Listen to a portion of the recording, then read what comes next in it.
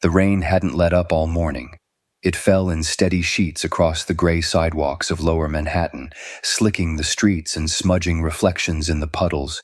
Inside the narrow glass front of Elliot's diner, the windows fogged up with the mingling of warm air and wet coats, and the smell of coffee, buttered toast, and frying bacon wove through the chatter of regulars.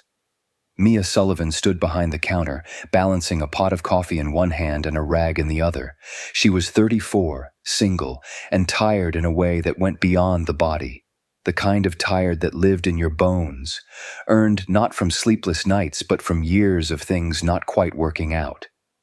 For 12 years, she had poured coffee, flipped eggs, and wiped tables.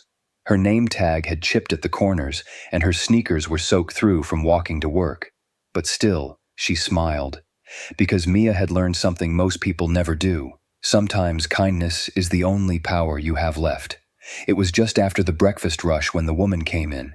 She looked out of place in the diner's neon hum and rusted chrome, small-framed, wrapped in a threadbare scarf that clung damply to her neck. Her coat was oversized and patched at the elbow, and her shoes, cheap white canvas sneakers, squished with every step.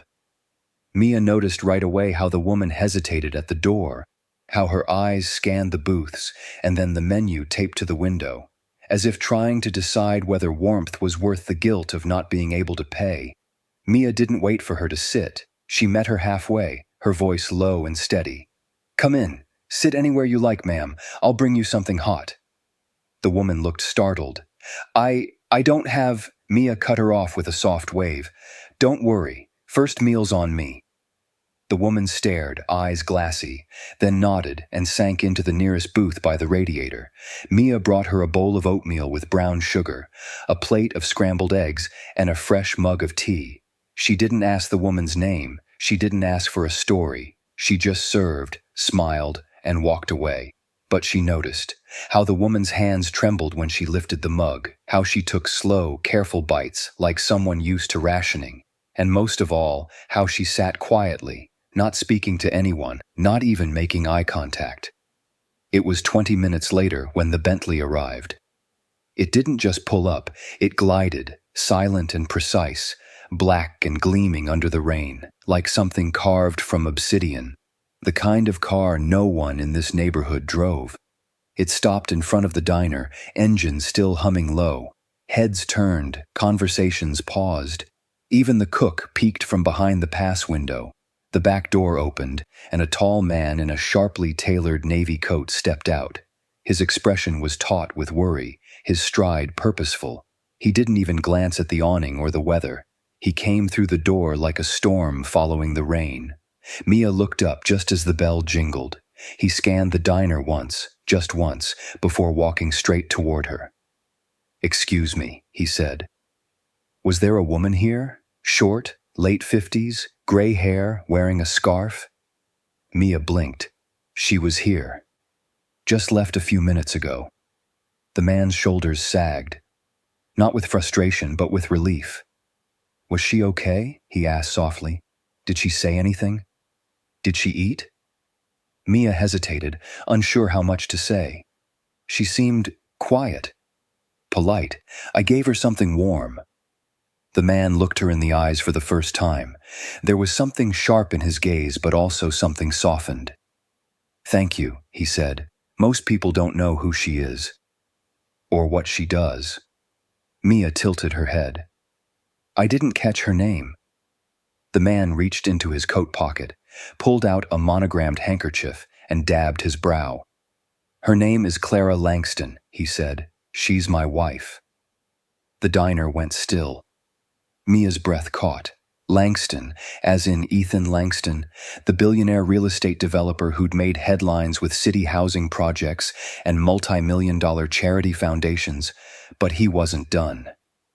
"She does this sometimes," he said quietly. "Disguises herself, walks into everyday places just to see how people treat someone they think has nothing." He looked back at the booth Clara had just occupied, the empty plate and the folded napkin. "She always says it reveals more about others than any speech ever could." And then, after a beat, he added, "You passed." Mia stood frozen, coffee pot still in her hand, heart pounding like a snare drum. Outside, the rain slowed. Inside, everything had just changed. The silence hung in the diner like mist after a storm. Forks paused mid-air. Conversations had stalled. Even the cook in the back stopped clanging pans. Every eye was on Mia and the man who had just revealed himself not only as Ethan Langston, one of the richest men in New York, but as the husband of the homeless woman Mia had just fed for free. Mia slowly set down the coffee pot, her fingers suddenly aware of every smudge on her apron, every crease in her sleeves. Her voice, when it came, felt small. "I didn't know," she said quietly. "I know," Ethan replied, stepping closer. "That's the point." There was no arrogance in his tone, no smugness, just quiet sincerity. It made the moment feel even stranger. Mia had never been spoken to like this by someone like him, and certainly not in her workplace where people usually barked coffee orders without looking her in the eye. "I'm sorry if I crossed a line," she said. "I wasn't trying to—" "You didn't," he cut in gently. "You showed her kindness. No strings, no questions. You have no idea how rare that is." The bell over the door jingled again. This time it was Clara. She stood in the doorway, her scarf now loosened, her coat soaked at the sleeves, a soft smile resting on her lips. "I told you he'd come," she said to Mia. "He always does." Mia blinked. "You said he'd come?" Clara nodded, brushing raindrops from her brow. "I said someone would notice." Ethan stepped forward, placing a hand lightly on Clara's shoulder. Their interaction was quiet, respectful, not flashy, not staged. There was a familiarity there, but also something tender, something earned over time. "I'm sorry if this caused confusion," Clara said. "I sometimes test the waters. I pretend to be someone invisible. And often, that's exactly how people treat me, like I'm not even there." She sat gently in the booth she'd vacated only minutes before. Mia still stood frozen, unsure whether she should sit, speak, or vanish into the floor. Ethan reached into his coat again, this time producing a slim black card and a folded slip of paper. "This is my direct contact," he said, sliding the card toward her. "And this," he tapped the paper, "is a formal offer." Mia didn't touch it, not yet. Clara glanced up. "We run a foundation, Langston Giving. We fund shelters, education centers, and programs for vulnerable women and children across the city. But lately, we've realized we're missing something." Mia's brows lifted. "What's that?" "People who understand struggle from the inside out," Clara replied softly. "Not consultants, not executives. People like you, people who don't flinch when they see someone hurting." Ethan nodded. "We'd like to offer you a position, Director of Community Intake, 6-figure salary, full benefits. You'll help us build outreach programs, train our volunteers, connect us to the people we claim to serve." The diner felt like it shrank and expanded all at once. A 6-figure job? Mia blinked. "You're serious?" Clara smiled. "We don't joke about purpose." Ethan added, "You don't have to say yes now, but I wanted to look you in the eye and say this. What you did today, it mattered." Before Mia could respond, the bell over the door rang again. This time it was Robbie, one of the regulars, snapping a quick photo from behind his phone. He didn't mean harm, just curiosity, but that one moment, click, would ripple out more than anyone could guess. Clara leaned closer and said something that lodged itself deep in Mia's chest. "When you treat someone with dignity, you never know who's watching, or how far the impact will go." Then she and Ethan stood, nodded politely to the room, and left as quickly as they came. The Bentley door clicked shut, and the car pulled away into the thinning rain. Mia stared down at the card and the folded paper. The job, the money, the future. But her hands weren't trembling because of any of that. They trembled because, for the first time in years, she felt seen. By the time Mia finished her shift and stepped into the gray drizzle of the late afternoon, she already had 3 missed calls from numbers she didn't recognize. She ignored them. Her phone plan barely had minutes left, and besides, it was probably spam. The subway ride home was the same as always. Dim, loud, a blur of damp coats and headphones. She didn't check her phone again until she was climbing the steps to her tiny fourth-floor apartment in the Bronx. The building smelled faintly of paint thinner and old curry, but it was home. She peeled off her wet jacket, kicked off her soaked shoes, and collapsed onto the second-hand couch that sagged in the middle. She didn't turn on the TV, just sat in the quiet, trying to make sense of what had happened. A billionaire, a fake homeless woman, a job offer. It all felt like a dream. But the black business card was real. She'd tucked it carefully into her wallet, like it might disappear if she looked away. She was still holding it when her phone vibrated again. This time, it was her friend Tara from high school. "Tara, girl, are you famous and didn't tell me?" Mia frowned and replied, "What?" A second later, Tara sent a link. Mia clicked. Her face filled the screen, blurry, mid-laugh, handing a plate to Clara. The photo had clearly been taken from the side, maybe even through the fogged diner window. But there was no mistaking it was her. The caption read, "Random waitress shows, compassion to homeless women, turns out she's married to a billionaire." Below that, hashtags were piling up. #, kindness, wins, #, diner, angel #, Langston surprise, #, real New York hero. Mia's stomach dropped. In less than 8 hours, the post had over 200,000 likes. Someone had uploaded it to TikTok with background music and slow zooms. Another person had tracked down a Yelp review of the diner and linked it under the photo with a caption, "Let's find her and tip her like royalty." Her name hadn't been mentioned yet, but she knew it wouldn't take long. By midnight, her phone wouldn't stop ringing. The morning came fast, and so did the chaos. News vans parked across the street. Customers crowded the diner not for breakfast, but for selfies with the nice waitress. Her manager, Sal, was beaming. "This is the best press we've had in a decade," he laughed, handing her a fresh apron. "You're a damn hero, Mia." But she didn't feel like a hero. She felt exposed.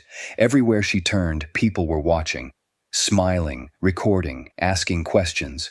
"Did you know she was rich? Was it a setup? Are you going to take the job? Do you even have a college degree?" That last one stung more than she expected. By lunchtime, someone from a morning show had left a voicemail inviting her to appear on air. A radio host wanted her on his podcast.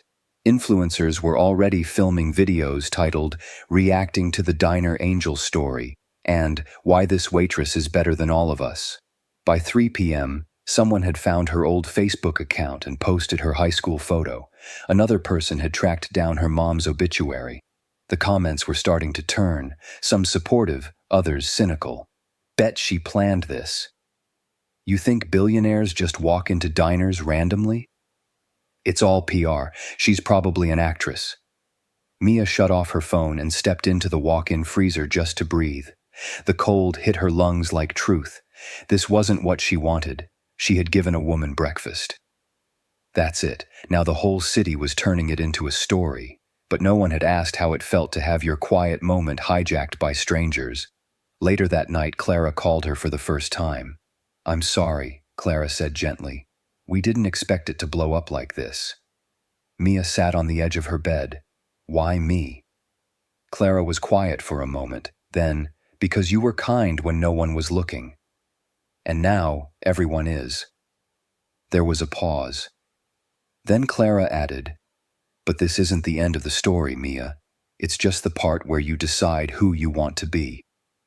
Mia didn't answer right away. Her old world was ending, and the new one was loud, fast, and full of eyes. But underneath it all, something inside her whispered, "Maybe change starts like this." Not with a bang, but with a plate of warm food, quietly offered. 2 days later, Mia stood in the marble lobby of the Langston Giving headquarters, feeling like she had accidentally wandered onto the set of a prestige drama. Everything gleamed. The floors shined like water. The glass walls caught the morning light and threw it across towering plants that didn't have a single brown leaf. Employees passed in tailored suits, whispering into earpieces or tapping tablets that looked like they cost more than her rent. Mia tugged at the sleeves of her second-hand blazer. the only one she owned. Her hair was tied back in a clean bun, and her sneakers, though spotless, still squeaked on the floor. She felt like an imposter. The receptionist greeted her warmly, as if she'd been expected all her life. "Ms. Sullivan, welcome. Clara will be down shortly." Mia nodded. She clutched her small purse like it was armor. Seconds ticked by. Her reflection in the polished elevator doors stared back, uncertain, hopeful, overwhelmed. Then the elevator dinged. Clara stepped out, no longer wrapped in tattered scarves, but in a soft, lavender blazer and slacks. She looked radiant but still carried that calm, warm smile. "Good," Clara said, gently touching Mia's arm. "You came." "I almost didn't," Mia admitted. "I know," Clara said softly, "but I'm glad you did." She led Mia upstairs to a glass-walled office overlooking the city skyline, but instead of a desk or a boardroom table, the space was filled with couches, bookshelves, and art from children's programs, painted suns, stick figures, handprints in bright colors. "This is our heart," Clara explained. "We have dozens of departments, but this space is for listening, for building things that actually help." Mia slowly walked the room, eyes scanning the drawings, the stories pinned to the bulletin board. "I don't have a degree," she blurted. Clara didn't flinch. "Neither did I when I started. Passion doesn't come with paperwork." "But I'm just a waitress." "No," Clara said, voice firm but kind. "You're someone who gave freely, even when you didn't have much to give. That makes you a builder, a connector. That's who we need." Mia didn't speak, not right away. Her fingers brushed one of the drawings. A little girl had painted two hands reaching toward each other. The words, "Thank you," scrawled beneath it. Then the door opened, and Ethan Langston stepped in. He was crisp as ever, black suit, silver cufflinks, calm intensity, but his tone was different today. Less like a CEO, more like a father who'd learned to slow down. "I wanted to thank you personally," he said. "Again." Mia stood, awkward but steady. "I still don't understand why you picked me." Ethan walked to the window and looked out. "Because this foundation has power, Mia. We have resources, reach, influence. But what we don't always have is people who remember what it's like to be invisible." He turned back to her. "We need people who aren't numb. You reminded me what empathy looks like in real life, not in a press release." Then he handed her a folder. Inside was a job offer, director of community intake, full salary, health coverage, housing stipend. And a single sentence handwritten on the bottom margin in blue ink: "Change starts with one person seeing another." Mia stared at it. The paper felt heavier than it should have. Clara touched her shoulder. "You don't have to decide today." But Mia already knew. She'd spent years serving people who barely looked at her, who snapped fingers, who left crumbs and no tips, who never asked her name, and now, finally, someone had. She closed the folder slowly. "I'll start Monday," Clara smiled. Ethan extended his hand. "Welcome to Langston Giving." As she shook it, something shifted in Mia, not like a switch flipped, but like a door opened. A new kind of work, a new kind of life, and this time she wouldn't be invisible. Not because people were watching, but because she had chosen to be seen, and to see others. The Monday she started, Mia wore the same blazer she'd worn to the interview. It didn't matter that her co-workers had designer coats or patent leather heels. She told herself she wasn't here to fit in. She was here to do the work, and that work wasn't easy. The job came with a sleek desk, a glowing nameplate, and access to projects she couldn't have imagined a month ago. But it also came with pressure. Meetings stacked back to back, emails full of terms she didn't understand, board members who raised their eyebrows when she spoke too long, volunteers who whispered when she paused mid-sentence to search for the right word. At first, Mia thought she had made a mistake. The kindness she'd offered in the diner didn't seem enough here. She wasn't a lawyer or a psychologist or a grant writer. She was a waitress who gave someone breakfast, and the world was starting to feel like it expected more than that. After her third week, she sat in the break room, nursing a cold cup of tea, staring at the glowing skyline beyond the tinted windows. She felt like a ghost in her own body. That's when Clara walked in. She didn't say anything at first, just poured herself coffee and sat beside Mia on the couch. "You're drowning quietly," Clara said gently. Mia tried to laugh, but it came out tired. "Is it that obvious?" Clara shook her head. "Only because I've been there." Mia looked down at her chipped nails. "Everyone here is smarter, better spoken, polished."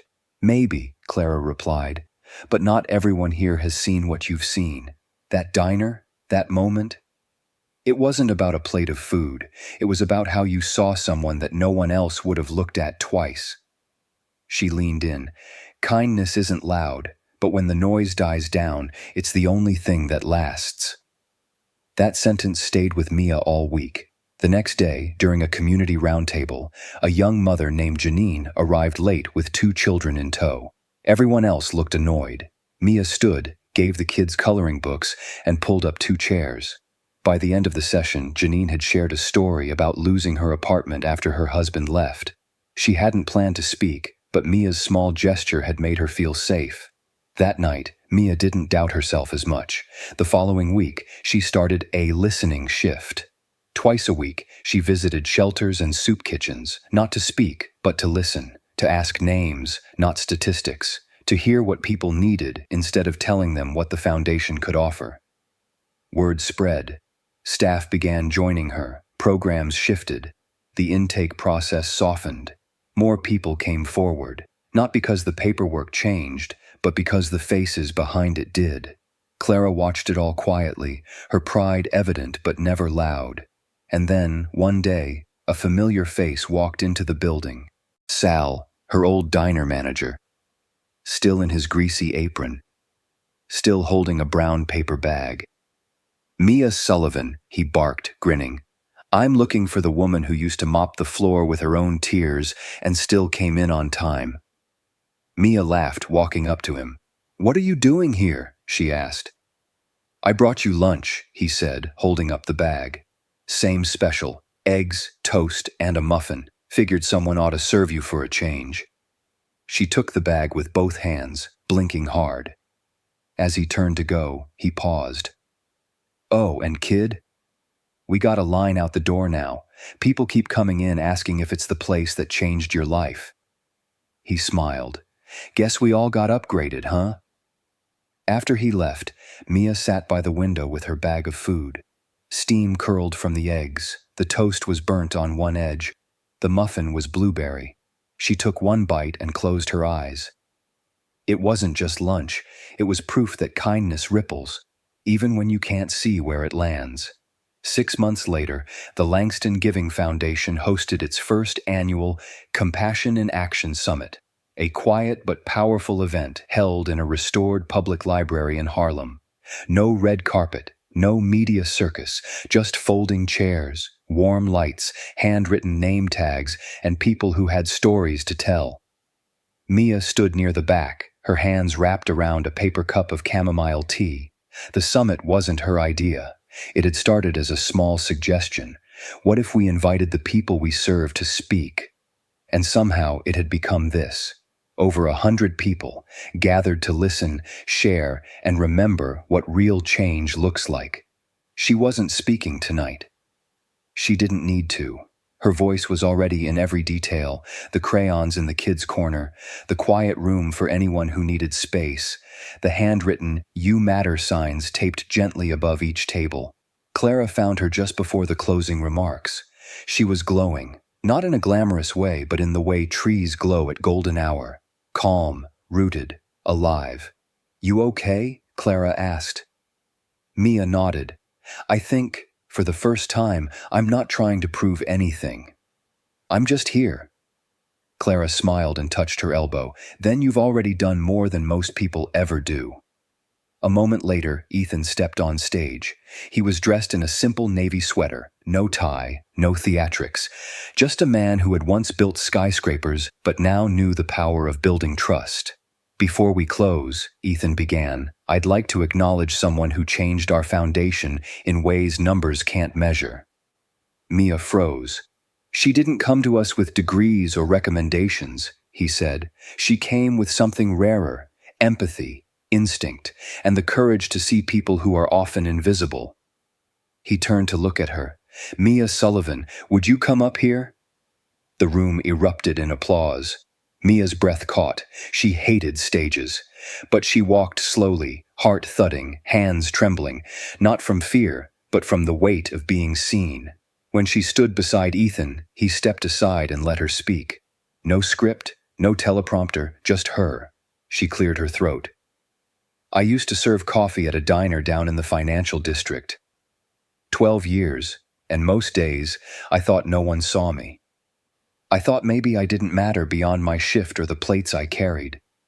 She paused. No one spoke. But one rainy morning, I gave a woman a free breakfast, and it turned out she was someone who saw the world more deeply than I ever imagined. Mia looked toward Clara, who nodded gently. That one moment changed everything, but not because it was big, because it was quiet. Because it was human. She folded her hands. Now I spend my days helping people feel seen the way I needed to be seen. And if there's one thing I've learned, it's this. You don't have to be rich to be generous. You don't have to be powerful to make change. You just have to care and choose to act. The room stood in applause, not for glamour, not for drama, but for a woman who had shown the city that kindness isn't weakness. It's revolution. After the event, as the chairs were folded and the laughter lingered, Mia sat at a small table outside with Clara and Ethan. The stars above the city twinkled faintly in the hazy sky. Do you ever miss the diner? Clara asked softly. Mia smiled. Sometimes. It was simple. Real. Ethan leaned back. Maybe you should open one, but make it something new, a space for second chances. Mia raised an eyebrow. A kindness cafe? Clara grinned. Exactly, Mia laughed, the sound light and sure. Maybe someday, she thought, but for now, this was enough. Across the street, a man in a wrinkled coat stood staring at the library steps, hesitant. Mia stood and walked toward him. Hey, she said, come on in, you're right on time. Because now she wasn't just waiting tables, she was setting them for everyone who needed a place. If this story touched something in you, if you believe one quiet act of kindness can transform a life, hit that like button and subscribe to our channel. Stories like Mia's remind us that no matter who you are, you can make a difference. And remember, the world doesn't change all at once. It changes one plate, one smile, one moment at a time. Thanks for watching. See you in the next one.